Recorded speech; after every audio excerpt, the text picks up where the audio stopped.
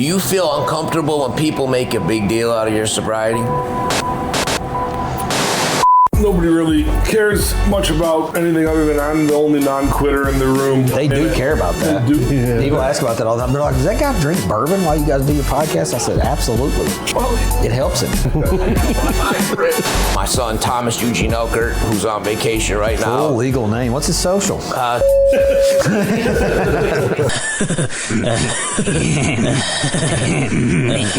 the difference in people in recovery and people that's sober. Is welcome to the Altruistic Trudge. I think he just said 17, the 17th episode, and it's a very special day. It is Matt. It just said the 18th episode. Okay, 18th. I was trying to play the game. Today's a very special day for Matt. I think it's his mom's birthday. Yep. And today he celebrates 7 years. More importantly. Than your mom's birthday. She would think so. She does think so. That was the best birthday present I could ever give her.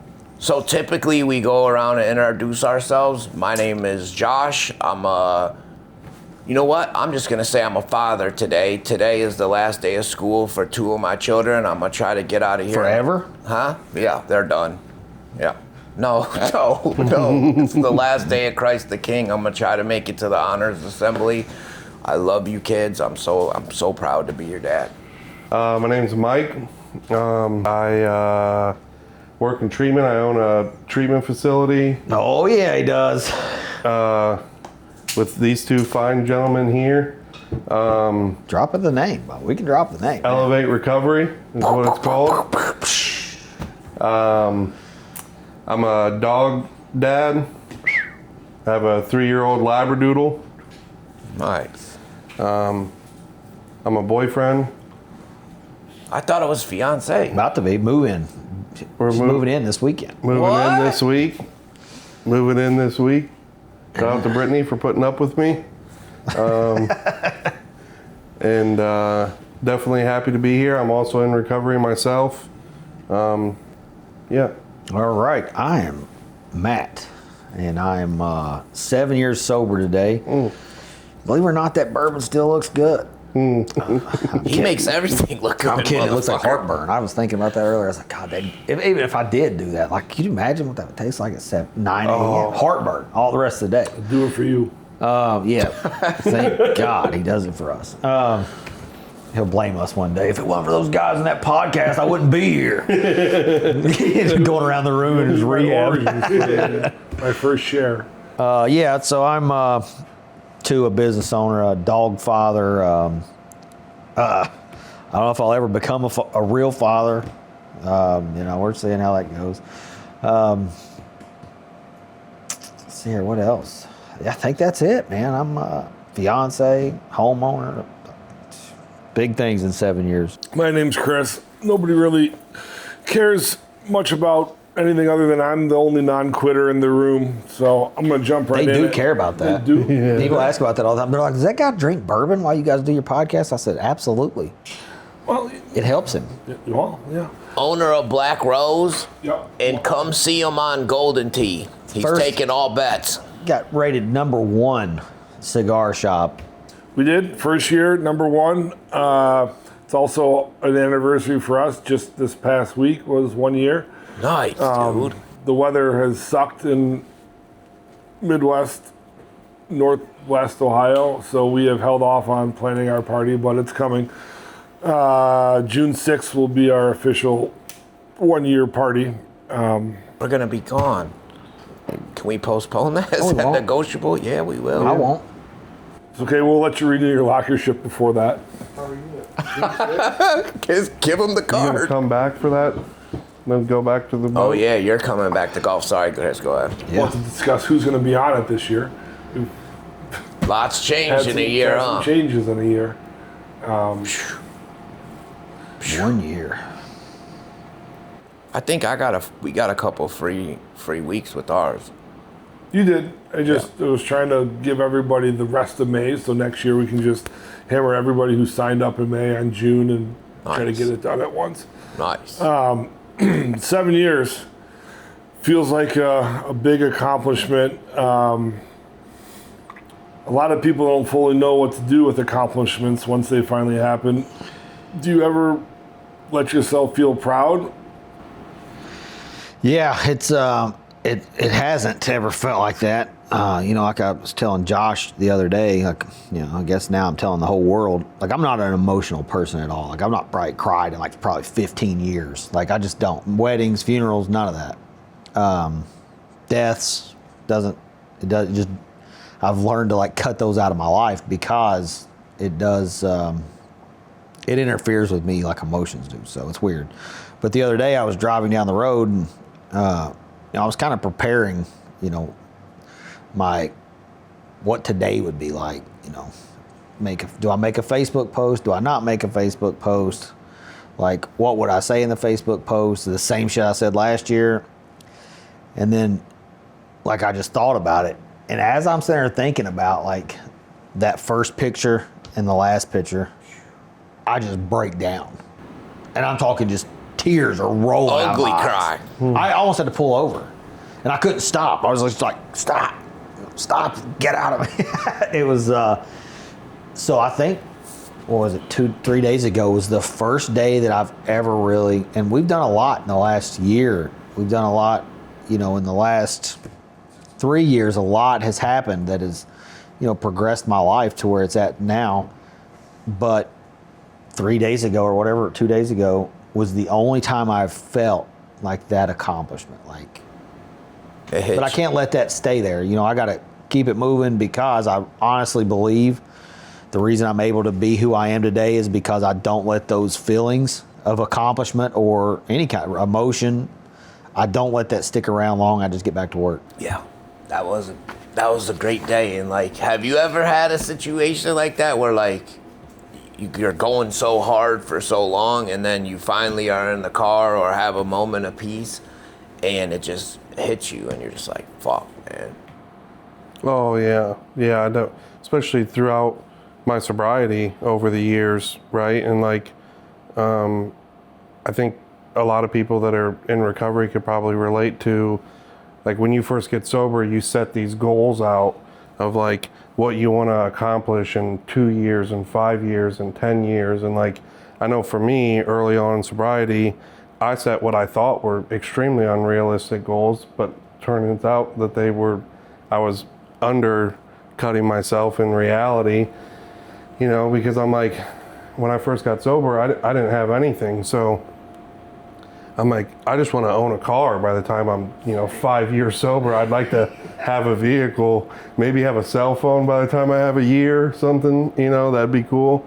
And I think one of the things for me was when I bought my first house, and I bought my first house when I had just before 8 years sober. And for me, that was like kind of a big deal because when I first got sober, I was like, I would like to own a house by the time I have 10 years sober. And I'm like, man, I'm burning through these. Like, this is wild to me that this is happening. Oh yeah, I remember sitting in the treatment center and he's like, all right, we need to sit down with like a 5-year goal and like step it through. And he's like, what do you want to do in a year? And I was like, honestly, I'd like to have a job, like a place to stay, like a place to live. He's like, all right, what do you want in 6 months? And I was like, really just the same, man, a place to stay. And I wasn't thinking, a house or anything like that, because I remember even when I finally did have a place to stay and a job that I was walking to, I would see people pass by in like just a normal car. And I'm like, how did you come up with a down payment? Yeah. How do you, because I was barely affording rent at my Oxford house. For sure. Because I was blowing money like crazy. Mm-hmm. But I'm walking to work every day and I see people pass by and I'm 6 months, 7 months sober. And I'm like, how did you save up enough money for a down payment? Because I'm looking in the car at people like, you don't look like you could afford a down payment. How did you get that car? Did you steal it? So I was just praying all the time, God, give me something. Give me a way to work. Yeah. Because this is taking 2 hours to walk to work. Yep. And some guy moved out of the Oxford house and gave me a bicycle. Cut down, an hour and a half of work time. Yeah. That's why your calves are like that. All makes sense now. Yeah, I guess. For riding that bike. Uphill. But yeah, and I wanted to be like a peer support specialist. Yep. And work at a treatment center is doing bed checks. That's what I told him I wanted to do. And then in 5 years, I'd like to be that. Yep. So yeah, I definitely cut myself short. Wild, huh? You want me to go? Yep. Do you feel uncomfortable when people make a big deal out of your sobriety? No, not really. Nice. You know, it's Plan surprise party after the fact. well, I'm just saying, it's just like, it doesn't, I'd rather make a bigger deal out of that than my birthday, even though, you know, it's hard to, so, you know, you went 7 years without, you know, going to jail or doing anything stupid. It's the thing that you should have been doing your The whole entire time. lives. So, you know, it's kind of hard to wrap your mind around. Like, well, you know, I got 7 years. Well, so does my sister's dog. So there's You know no. what I mean? So you acknowledge it and you feel proud, but there's no part of you that, I think you already touched on this actually, feels weird about accepting the praise for I something just don't like like you should have done the anyway. acceptance of pride. Like when I get prideful, Same. ego starts Ego. sneaking Yeah, in. yeah, for sure. I'm very mindful of all of those things. Like I tell you a lot, like when I'm talking to you right now, I'm looking at a conversation 6 months from now. What could this conversation lead to in a different room? Yeah. Because if I'm telling you this conversation and just so happen you say, hey, I talked to Matt, this is, you know, we talked about this, what would that conversation look like in a different room? So I'm very mindful of all of that. So I'm very mindful of prideful things that could also sneak Get in in your way. and get in my way. That makes sense. You have taught me a lot in those regards of like. Because that's the case. Like if I'm sitting here telling you guys something, whether I trust you with my life or not, you may not mean anything by it. But if you take this conversation and go to another room with it, you're like, oh yeah, talk to Matt. He said he's doing this, this, and this. Next thing you know, that conversation is a completely different conversation. For sure. So yeah, I'm very mindful of things that could hurt me. Was there a point when you were starting out where you let yourself see what 7 years looks like, or does that defeat the whole one day at a time thing? I really just look at it one day at a time. Like I said, the other day was the first day that I've even let it sink in. First time in 7 years you said, wow. I think when I was coming up on 2 years, when I'd finally gotten a car that was worth having. I didn't have a license. Fine print, worth having. I didn't. Well, the first couple are rough. So after I had the bike, you know, I was. There was this lady that was in Oxford House too, and she was going to get her a new car, and she had this buy here, pay here Volkswagen Jetta, like a 2002 or something like that. It only had It only had 3 gears in it, 3 gears in reverse. At any given time, every fuse in the car would blow, all the windows would go down, and you'd have to replace. It cost more to put fuses in it a week than it did gas. So I got that car, which I was grateful for it because it got me from A to B.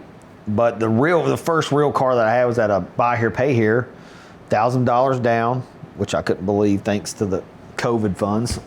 I was able to put a down payment on a car, but I didn't have a driver's license or anything.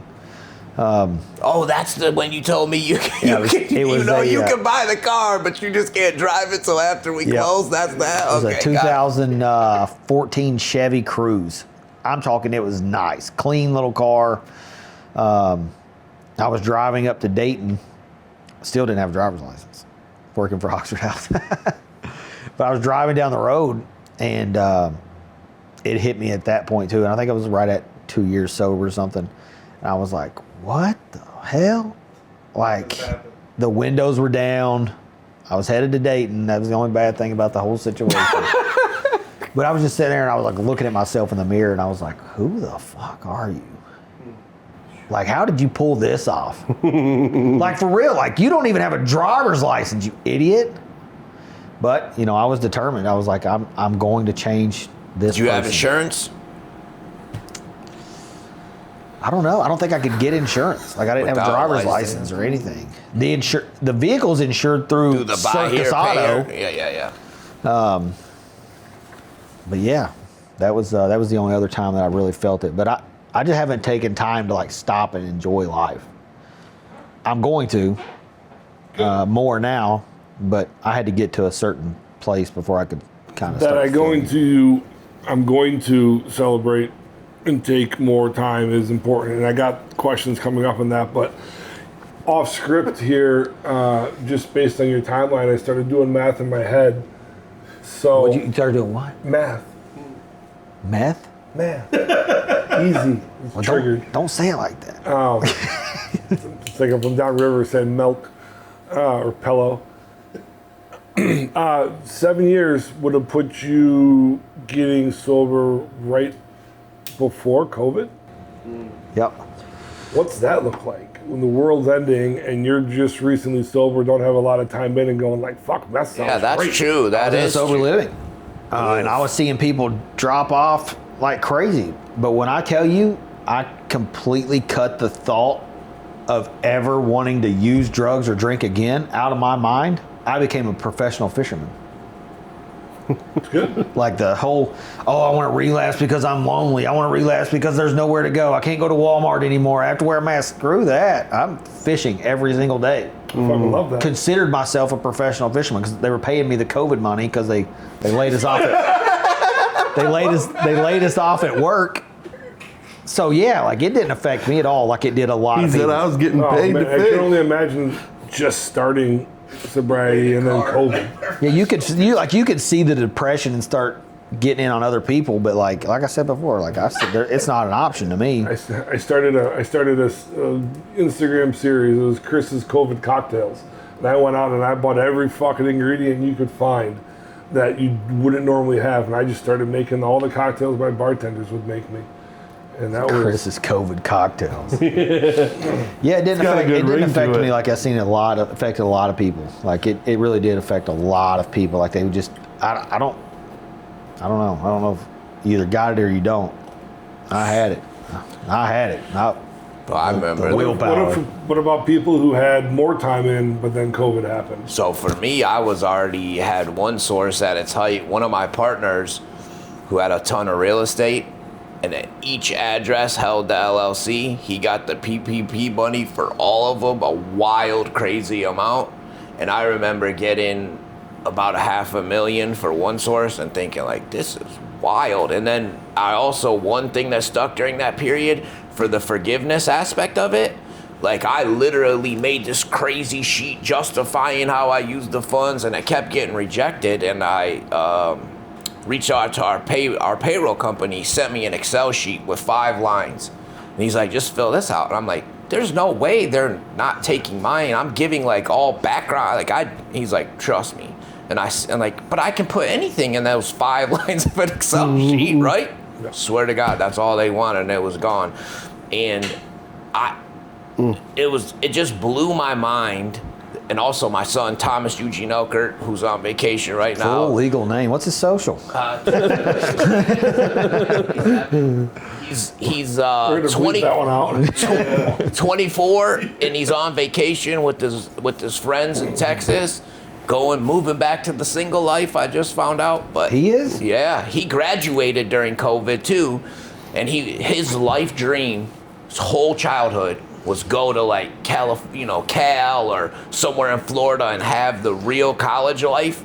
And then like when he graduated, he couldn't even walk with his class, and like that's how he ended up coming to Toledo. He lived in Oberlin to work for me because That's like a relapse. For real. Yeah, that's like getting addicted to drugs. I mean, it was his whole dream, dude, and it just got crushed by COVID, and he could never do that. So I do think check out his Tinder profile too. I heard he's jumping on there. I don't have it, but His ex is about to see this and be like, look at your dad on there. He hates me. I told you, he's always hated me. Shout out his Tinder profile. My younger kids told me about it. Yeah. I'm like, no, that's not true. And I asked my wife, and she's like, oh yeah. How does your wife know he's on Tinder? Cause they're close. He tells her that. Okay. You know what I'm saying? Okay. Yeah. Just making He sure, don't Jess. tell me because he know. He knows you'll tell. Yeah, for sure. Are celebrating victories important to the process? Depends on what you call a victory. Well, milestones. I think it is for the other people. how can you sit here and say that they're not important to you and then preach it in the program? It's important. My 7 years is more important to The newcomer. somebody with 5 years sober or 1 day sober than it is to me. Right. So yesterday we were going around the room, and our clients would hold up a sign how many days they got sober. And this one guy had like 14 days sober. He's like, "Nah, I'm good. I don't want to do that." He's like, "I've only got 14 days." And I was like, "Bro, somebody with 1 day wants that 14 days. They need that 14 days. Hold the sign up." Then it made sense to him. Like, we can't celebrate for ourselves because, again, that's where pride and ego starts sneaking in. But yeah, I think it is important that you do celebrate milestones. You would say it's more important for the community than for yourself, yeah. yourself.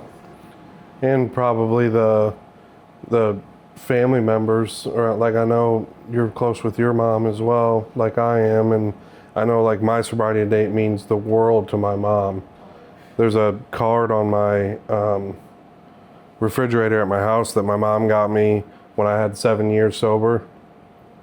It says, "Congrats on 7 years." And then when I got 8 years, she came over to my house, she crossed the 7 off and she wrote 8. And then when I got 9 years, she came over and crossed And the it 8. became a tradition. Yeah, yeah. That's fire. And she loves that, So It does mean a lot more to our family than what we think it does. I seen Nate for his 18th sober anniversary or whatever. We went over to his sister's house, and his mom had kept the 18-month coin that he gave her down in Florida. I remember that post. That was dope. He'd done a lead down there for his 18 months, or was given the coin, and his mom and everybody was down there, his sister. Well, she brought that coin back to him for 18. And you could just see how much it meant to her son, 18 years sober. Like, yeah, it's incredible. I think too, like once you get past 5's important, 10, 15, then it kind of goes to like, not that the yearlies aren't important, but like then you kind of put more focus. When he hits 10 for him, that'll probably be a big one where we spend some money and have a party. I do that with birthdays. Like, I'm at 43 this year. I don't give a fuck. Let me know when 45 comes. Yeah. God, those are horrible. Well, I mean, if it's more important to the community, does having more time become heavier? For everybody in the room, not just the birthday boy. I don't think it really becomes heavier. It does feel like there's a little more responsibility because you're not only representing, because you get a lot more responsibility. Like now we have treatment centers, we have stuff like that. Like, it's real responsibility, and like you can't just be posting something on Facebook. You can't post your political views. You can't post your religious views. You can't post, some girl twerking on Facebook. Like, you can't do those things because, like, hey, you're representing what recovery looks like. You're representing what somebody that's, not really religious, but, somebody that's supposed to be kind of spiritual. You're representing a lot more than just yourself now. So, like, when somebody cut you off and you want to chase them down and get out of the car or follow them home, like, you have to really think, like, I'm representing what recovery looks like. What if I beat this guy up, follow this guy home, beat him up, or he beats me up, we go to jail? What would your face look like on that busted Lucas County paper? Yours would sell out if we could make that happen. Look out behind bars if we could make that happen. So everything please. that you've worked so hard to build is gone because of one bad decision. I think another point too about sobriety that gets difficult and maybe you couldn't understand is quality over quantity is a real thing from day one. Like, what was it, 3 months ago? Like, my quality was terrible. Like, I was this close to losing everything that I had dealing with the specific situation that wasn't mine, but I had Matt and I had other people to lean on to bring it up. But and I didn't have to get high over it, but what I realized I needed to do was go through the steps again, if that makes sense. And like, the amount of gratitude that I had my first year was crazy when I look back. And I honestly think some of my like happiest internal was in new recovery, sponsoring a ton of people, helping people, but like, it's not practical once you have a family and work and other things get in the way. But 20 years to me and 20 years to him, quality plays a huge factor in my opinion. No, I agree with that completely. I think that was really hard for me to understand early on in sobriety, because I would look at some of these people that had 15 years and I would be like, you're essentially a god to me at that point, right? Or a liar. But right. Yeah. But then I get a couple years together and I find out that person necessarily isn't living the right way, and that's not how that's what's important. I think that's who you surround yourself with, is the people that are not only just staying sober, but that's what recovery is. It's not just staying sober, it's the way that you live, it's your lifestyle, it's your behaviors, the way that you carry yourself, and things like what Matt's saying. That's why, me and Matt I've been like a magnet to him since I've known him. We became very close very quickly, and that's because we both have the same mindset on that stuff. Live life. Huh? Live life sober. Yeah. Well, and I don't want to show up and busted, Well, so you made a good point, or you at least brought up something interesting. You guys, all probably remember somebody going like, man, that guy's a god. Your words, not mine. Does that put more pressure on you now, especially being in the recovery community, that like, fuck, I'm somebody's god? I let them know real quick, like, I'm just a dope fiend that figured a way out. Like, don't put me on no pedestal. But I never even thought about it like that, really. I think about what I would look like on that busted paper. Well, you all had role models. Now you're the role models. There's got to have some sort of extra pressure to that.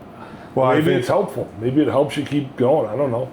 Maybe you think to yourself, fuck, like, that meth really sounded good last night, but I'm going to see so-and-so tomorrow who I know has got 3 weeks. One thing that is my biggest strength and my biggest weakness is I don't know my own value or own worth. And so, like, to me, I would never think that anybody would look at me in that way, because all I'm trying to do is the next right thing and give back. And, like, it's been a long time since I had a moment like he's talking about. I cry all the time and emotional as fuck, as I'm sure most of you know. But, I never have a sense of made it or accomplishment, and I just grind my soul and life away. But I would never think that the way I looked up to Big E and other people, I use that reference because it comes here, that somebody would look at me in that manner. But I do use the metric of what he's saying is like, if I say it, I have to live by it. For me, practicing what you preach is the biggest aspect of it. MTM, you know what that stands for? Mm-hmm. Mike the Man. MTM. Yeah, I think that even if we are not consciously thinking of those types of things, like, that's one of the reasons why Matt doesn't chase that person down, is because he knows that subconsciously he knows that people are watching. His mom wouldn't want him to do that. He doesn't want his mom to see him and busted again, and that's part of that same thing of he doesn't want he owns a treatment center now. He doesn't want the clients that are at the treatment center to see him and busted, right? And that's the same idea and same concept, whether you're purposefully, mindfully doing it for that reason or not. And usually when people are carrying themselves in that way, you kind of naturally gravitate towards each other, and that's why you get like-minded people sitting in the same room. So I guess, yeah, like it does, change things, like knowing that, maybe not that, I'm their god or I'm, the superhero, but I know people are, one, watching me, and two, depending on me. I do not believe what he said. I believe he fucking chases them down all the time. I just don't. I believe he stops himself before he gets out the car. That's it. I just screenshot their address. If I relapse, I'm coming back here, Dan. Has working in this space been helpful? And Dan was not a word name. I don't know a Dan that I would come after. But. I think for me it brings more pressure because that's why I choose to be in the back and more behind the scenes, because my body language sucks and like I can wear my emotions on the sleeve. But for sure it's like they said, somebody's watching it. And for me, I'm able to every day see myself, when I first began this journey, and some of the behaviors that happen inside of treatment centers are eye-opening, but I did those same things, which now seem absurd to me, right? But once I'm reminded of like, oh, I used to do that, like it definitely makes you want to keep pushing forward.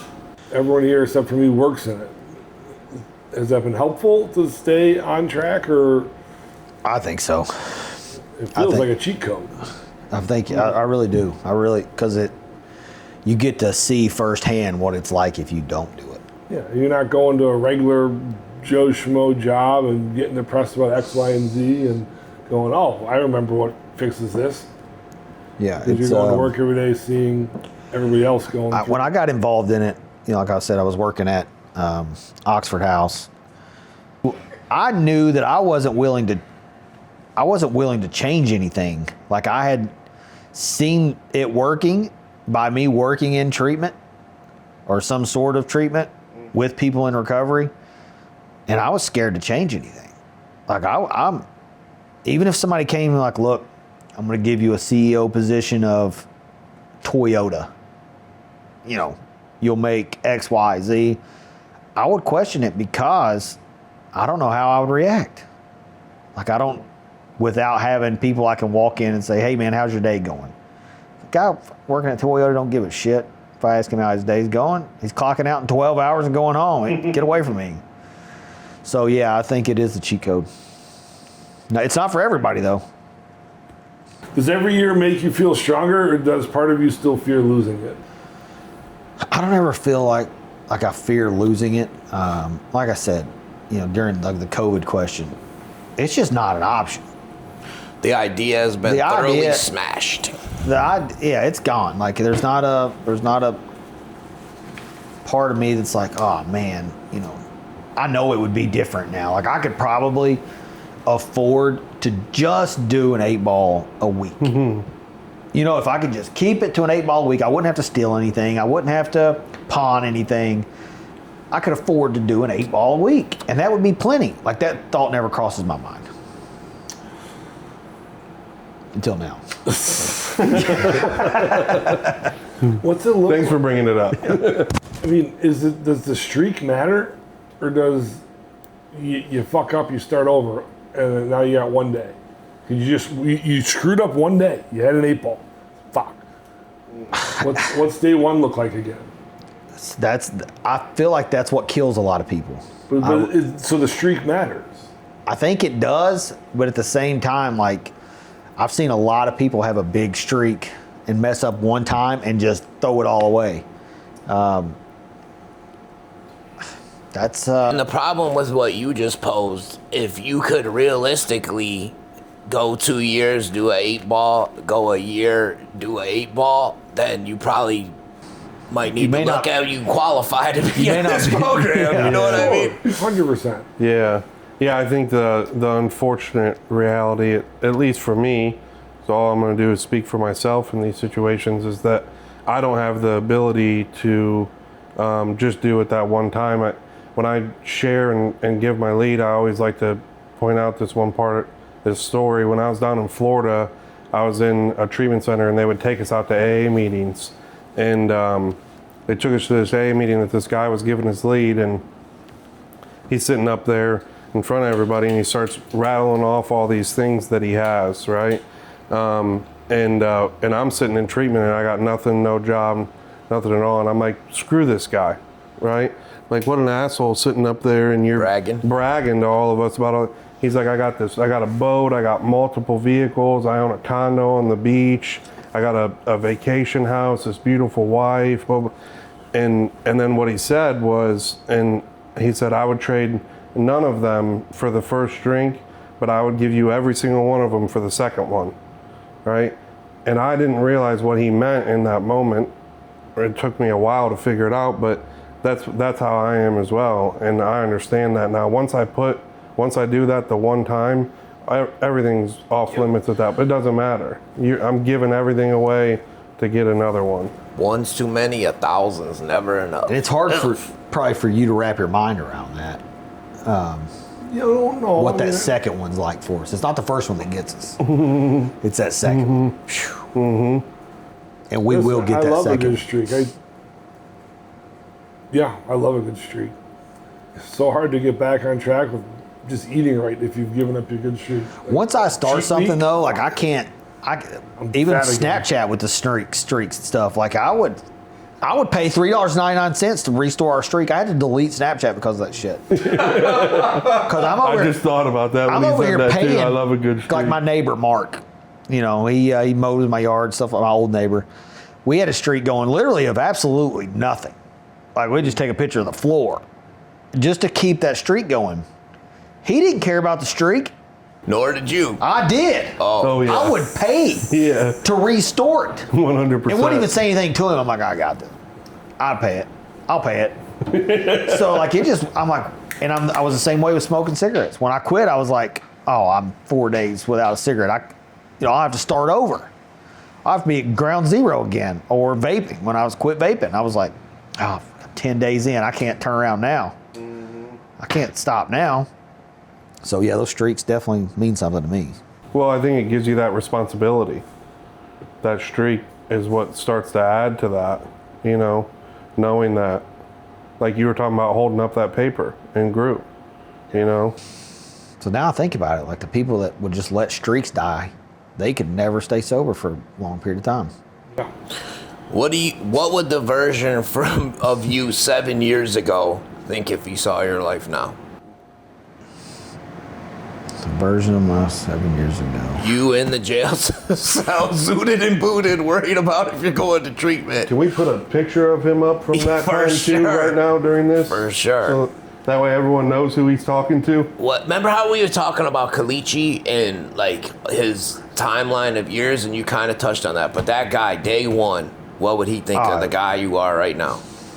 That somebody was lying to him. That it wasn't true. It was AI. Yeah, there was no possible way that this could happen. That's what he would think. It was AI for sure. What do you think? He'd think you don't know who I actually am then, huh? Yeah, it's hard. Like, even people, like I was just on the phone with my buddy Adam the other day. He's like, he said, those people you go around and interview, do they work for you? Are those your employees? I said, yeah. He's like, how many do you have? I was like 20, 30 maybe. He's like, it's just so hard for me to wrap my mind around this. He's like, that you have employees and stuff. Like, and it really is, because back home, you're always going to be a piece of shit. Yeah. The people that's always known you as a piece of shit, you may be doing great things in life, but deep down, you're still a piece of shit to them. And they're just waiting for something bad to happen to you. So, like, yeah, it's unbelievable. And I really think that if I would have stayed home, that person on day one would have never seen this person. Wow.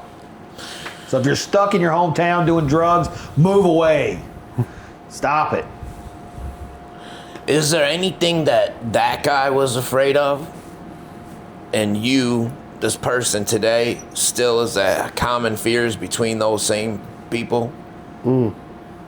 Roller coasters. That's it. Same. You too? Roller coasters? Yeah. Oh, yeah. Fears, it's just Do like... you have more fears now than you did then? Because Yeah. you have Yeah. more to lose? Yeah, like I said, you can't just follow somebody home and get out at Walmart. You can't do it up here anyways because they'll shoot you. But like, back home, you can follow somebody to a pull off and, get it in.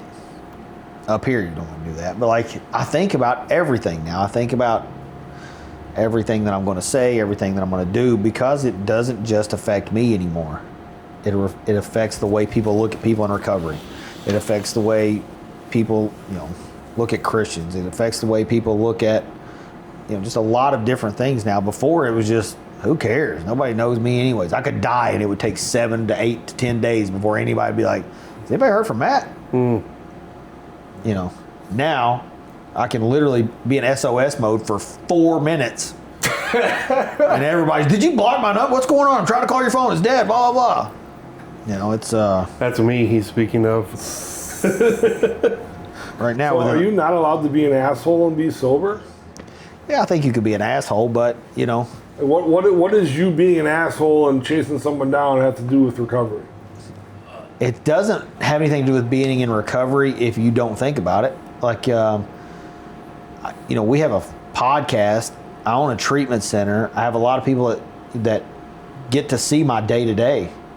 That's the people that get to see you acting out like that. Well, It's more about business than Not really about business, but like internally. Like I can't just continue to act like that if I'm going to be somebody different. For one, the goal of sobriety, though. but We can chase someone down right now. I don't think the goal is sobriety. I'll go with you. The goal is not sobriety. The goal is not to just continuously be sober. The goal is to get a peace of mind. What you're talking about is dry, like just having drank. There's a person that's dry that hasn't drank, and then to me, there's recovery, which is working the steps. And for me, because I get temperamental, and I do get upset and let my body language speak. But for me, there's steps like the 10th step where I can look at my day. And rather than let it build up, it's important that I go and make amends to those people where possible, and also check my behaviors. Why was I spiritually unfit in that moment to chase them all the way to Walmart, even if I stopped short of getting out of the car, if that makes sense? That's the difference in people in recovery and people that's sober. Sobriety is the goal. When recovery is the goal, you change everything. You change the way you act. You change the way you talk to people. You change the way you talk to yourself. You change the way you treat yourself. You change the way you treat other people. What's more important, sober or sobriety? Recovery for sure, because I get to live a life. I don't have to, if sobriety was the goal, then I wouldn't care to be in that busted paper. As long as I stayed sober. Should there be a version of recovery that's for people who don't have substance abuse problems? I think everybody should. We talked about this many times. I think everybody should just take a look at those 12 steps and just substitute the word alcohol or drugs or whatever for something different and see how your life would change. For sure. We accepted that we were powerless over social media. Yeah. Food. Just Porn. something that you might want to get out of your life. Porn. I'm speaking for him. Yeah. I'm just kidding. Which one were we talking about there? The porn one. You're a smart person. Just go and take a look at that book and just read through those steps. My degree's in this. And say, like, what if I change the word for that for cigars? Or anything of that nature. How would your life be different if every night at 10 o'clock before you go to bed, you make an actual list of people that you might have pissed off today and you apologize to them? I don't want to do that. Yeah, I think that's a part in my experience, at least with people that are non-alcoholic addicts, is when they never have to work a program like that, you never have to look at your side of the street. And I think that's the most beneficial part, in my opinion, with what could change with a lot of people is if we just put our hand up, right? Just be okay with putting your hand up and being like, that's my bad. I shouldn't have said that. I shouldn't have done that. I made a mistake. It's really hard for people to do that. It's a lot easier for us that are in recovery to do that because that's the whole purpose. That's what we're taught to do. Put our hand up and say, my bad. I messed up, Because you're so used to doing that doesn't mean less? That's a good question. It probably means less to me. Great question. But it probably means more to somebody that's getting the apology or like the who broke this. Oh, that was me. They're probably like, wow, I would have never known who broke that. But you stuck your hand up. Not only are we going to say it was us, we're going to fix what we broke. There we go. And I think that's the important part's the follow through with it and not doing it over. That's the difference between before I was in recovery to when I am in recovery. Before I was in recovery, I would say sorry, and that's it. And then I would do the same thing again, right? Sorry I did that to you, but now I'm going to do it again tomorrow. And I'm going to say, sorry I did that to you. And that's when it becomes meaningless at that point. But when you're in recovery and what we're talking about making amends, when I put my hand up and I say, hey, I realize that I hurt you. I did not mean to do that. It's not going to happen again. Please help me to tell me how to not do that again because I don't like this. Everyone in this room's achieved a lot, streak or otherwise. Is it important to move the goalpost, or is it okay to celebrate the achievement? I think you can celebrate it and move the goalpost at the same time. When you get there, you win. Move it. Yeah, definitely. Yeah, we can't get complacent. That's for sure. Well, we have 4 minutes left, and that was my hard, meaningful close that didn't hit. So, let's talk about the last time you've OD'd. I've never OD'd. Oh. Except on Ozempic. Yeah, Tell me more. 2 days ago. I fucking. Which is why I'm asking the question. Yeah, man. I tried the semaglutide, trying to get ready for a cruise in a couple weeks, and I just done way too much. So today's the first day I felt okay. So you took the quick way out for a cruise? Oh, listen, I've done figured this life out. Like, if there's a shortcut to something, I'm taking it. If I want to get bigger in the gym, I'll take steroids. If, I want to lose weight quicker, I'll do Ozempic. Old work smarter, not harder deal. Yeah. Work smarter, not harder. But there is no shortcut for sobriety. Unfortunately. Fortunately not. There's not. How cool would that be, though? It's like you want 10 years, pay the semaglutide lady $300. Look at him bragging now because he's buying it. He's buying it on the real pharmacy market now. Yeah, but now I'm buying on the real pharmacy market. I was buying it on the black market. But I feel like I almost like that better because it was watered down. You know what I mean? If you just read the bottles. That cut stuff didn't do that stuff to me. I'm over taking Zofran like Skittles. Like, God, please help me. I was in bed last night at 9 o'clock. Like, please stop the spinning. My Lexi wanted to call poison control. And then she's like, well, Chat GPT says we should notify an ambulance. Call EMS. But I just pictured her like putting her mouth over, make sure you're breathing while you're sleeping. Like, all right, he's okay. You think at any point in time she was like, yeah, sure, you overdosed on semaglutide. Oh, she knows. Where's the crack? Yeah, she knows. She's never seen that version of me. So, she's not in recovery or anything like that. So that was never an option. It was. Does this guy believe you when he calls you? When you call and tell him the room's spinning, I'm blah blah blah. I never said it really to anybody. Like, I still showed up to work every day.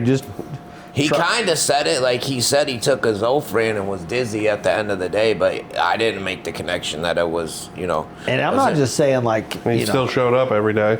Yeah, I'm not saying like it was just like, oh man, I'm kind of off-centered a little bit. I'm talking like if I thought about that donut 2 days ago, I'd be ready to puke. Like oh God. I have to lay down in bed about every hour. Trying to walk on a boat that's getting smacked by waves. Oh, but I still showed up to work every day. I got one question that I was thinking of. I know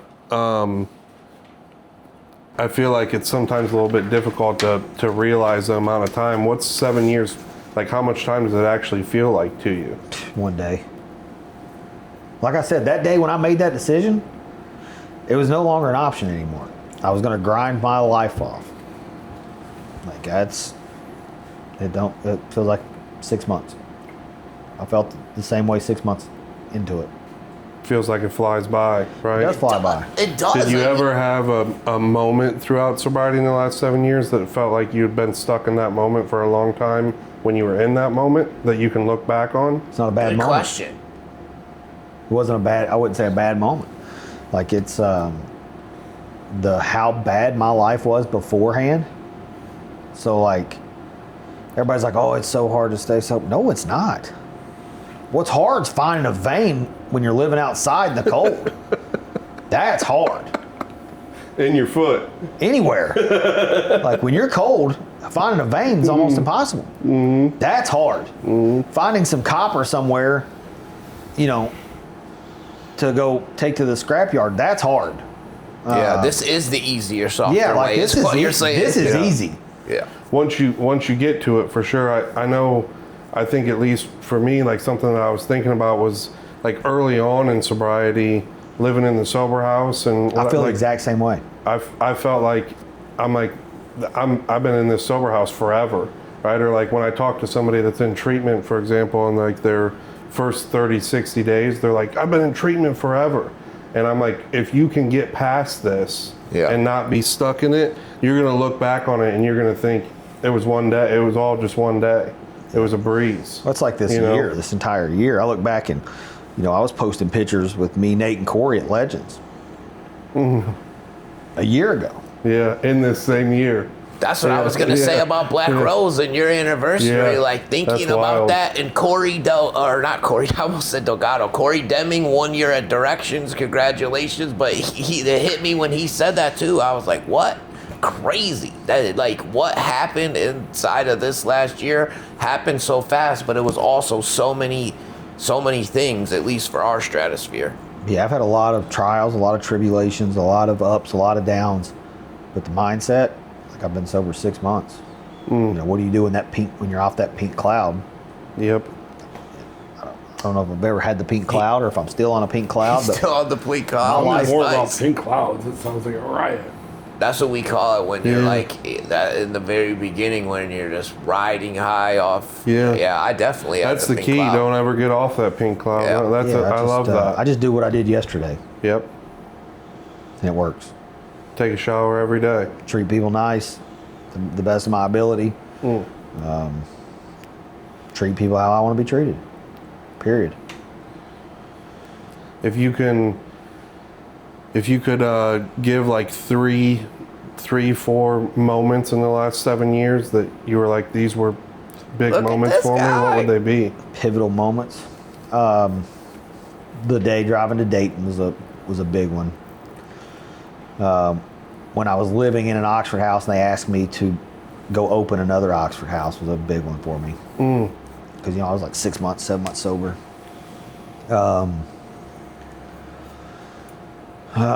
Legends was huge for me. Sky Point was big for me. Hill Space was big. But one of the biggest was seeing Elevate Recovery when we were doing Joint Commission, and Erica typed up all of our documents and it had Elevate Recovery on the top of that, because that's been a dream of mine. Like that's not just been something that No, you manifested that I mother thought effer. about it. Like we created an LLC years prior, and all I had was a vision of it. Like this is going to happen. Like I'm going to make this happen one way or another. And then when we were doing Joint Commission that day, I seen it on all those papers. And I was like, yeah. Now, then just a minute ago, when I was out there looking at Chris's car, maybe another vision. I can see you in the Audi. Hand me down for my wife. So The oil changes are probably expensive, huh? they're okay. Fine.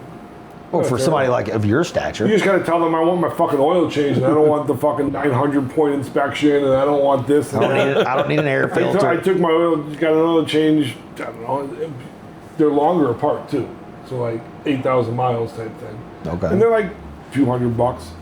And he came back to me, he says, well, your coolant system is leaking into the closed vacuum sealed system that it is, and it's this, that, and the other. We can't just replace the lines, we have to replace the whole thing. And I'm not like running out of coolant, so like the leak is minuscule. It's like, it's gonna be $7,000. I was like, the fuck it is. Like, what happens if I don't do it? He goes, oh, maybe a loss of power or something. And so if it gets worse, you're gonna replace the whole system anyways, right? Yeah. All right. Good. I'll let you know when it gets worse. Yeah. That's So- called rich people problems right Well, there. no, that's called I can't afford $7,000 fucking coolant system. Dude, I got banned from the oil change place because every time I go there, I'm like, all I want is an oil change. Yeah. I've heard him on the phone with them. I'd say it all the time. They no longer allowed to speak with my wife when she takes her car in to Yeah, Mercedes. that's called Call Chris. me, motherfucker. So I figured it out. So what I'll do before I go in there is I will get an air filter, a cabin air filter, because that's usually where they get you. I'll have it in my cart on Amazon, I'll just put one in my cart. Be like, I've already ordered it on Amazon. $7. And when the fuck did we stop giving alignments with fucking tires? I spend $6,000 or $4,000 on tires. Align them, asshole. Yeah, like that's not extra. right. That's part of the process for sure.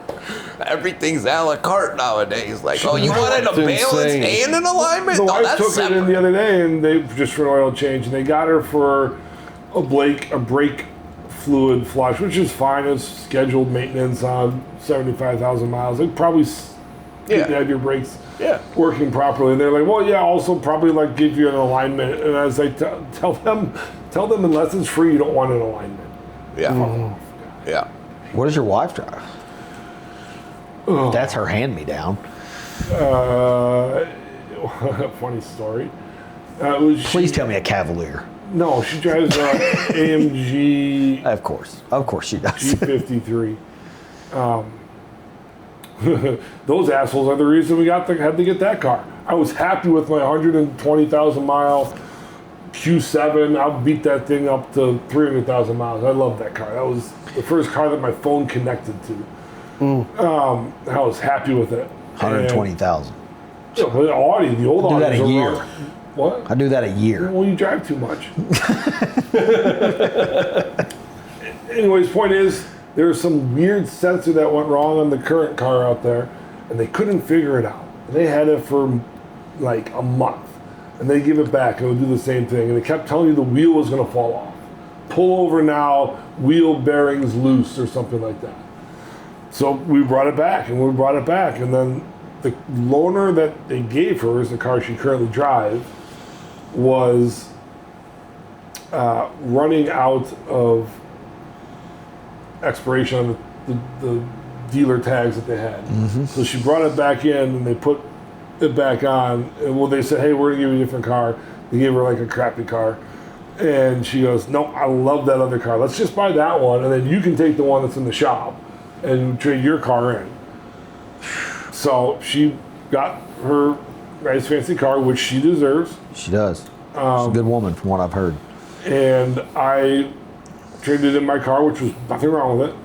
And I waited for them to figure out the problem with the fucking Q8. wheel bearing thing. And finally, after roundabouts and this and that, and I'm telling you, they're road force aligning it. They're aligning it on the road like they would a race car. They got it hooked up to machines, and they're driving it down the highway trying to figure this out. And it turned out, after all that, there was a bubble inside one of the tires. Jesus. So that bubble that they couldn't figure out cost us an AMG. A bubble on the inside of the tire? Yeah, you're like, you know, A titty. That's what I call them, where it bulges out. it just did it on the and inside. it was sensing, and it was, It was causing a vibration that was tripping the sensor. Got it. Wow. Cost you an AMG. Mr. Devers, your locker is about due, actually, so I'll be calling you. How much is the locker? The corporate? Yeah. 1,000. Yeah, How long do we got? June. Huh? June. 2 weeks ago? No, June, it's fine. Got it. You guys are going to figure that out. We can cut here. Cut!